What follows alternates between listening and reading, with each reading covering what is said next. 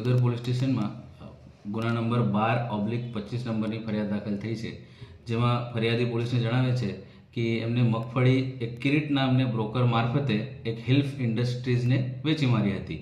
હિલ્ફ ઇન્ડસ્ટ્રીઝના માલકોનું નામ હતું હર્ષ રાવળ, અર્પિતભાઈ રાવળ અને રિકિનભાઈ રાવળ. આ ત્રણેય લોકો આ હિલ્ફ ઇન્ડસ્ટ્રી ચલાવતા હતા અને ખેડૂતો પાસેથી મગફળી ખરીદી લેતા હતા. એમાં એવું જાણવા મળ્યું છે કે સ્ટાર્ટિંગમાં કિરીટભાઈએ પ્રોમિસ આપ્યું હતું, જે બ્રોકર હતો, કે તમારું પેમેન્ટ હું આપી દઈશ. અને પછી જ્યારે વાર આવી પેમેન્ટ લેવાની ત્યારે એમને કંપની ઉપર નાખી દીધું, કંપનીવાળો પેમેન્ટ આપશે. પછી કંપનીવાળો અવારનવાર એમને પ્રોમિસ આપતા હતા કે આજ આપશું, કાલ આપશું. એવું કરતાં કરતાં 2 મહિના થઈ ગયા અને અત્યારે કંપનીવાળાએ કીધું કે પછી આપનો બ્રોકર આપને પૈસો આપશે. એ ઉડાનપૂર્વક જવાબ આપતા આપતા ફરિયાદીને ખબર પડી કે મારા સાથે એક છેતરપિંડી થઈ છે, કોઈને પણ મને પેમેન્ટ આપવાનું નહીં અત્યારે.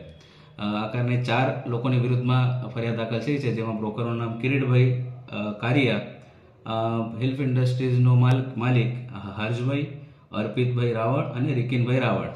એમાંથી અત્યારે અર્પિતભાઈ અને કિરીટભાઈ આ બંને ભેલડી પોસ્ટેમાં અગાઉની ગુનામાં ઓલરેડી સિમિલર પ્રકારના છેતરપિંડીના ગુનામાં ઓલરેડી એમના ઉપર કેસ દાખલ થઈ છે. તો પોલીસ એમને ટ્રાન્સફર વોરંટથી મેળવવાની કાર્યવાહી ચાલુ કરી દીધી છે. અને રિકિનભાઈ પણ અત્યારે પોલીસ કસ્ટડીમાં જ છે.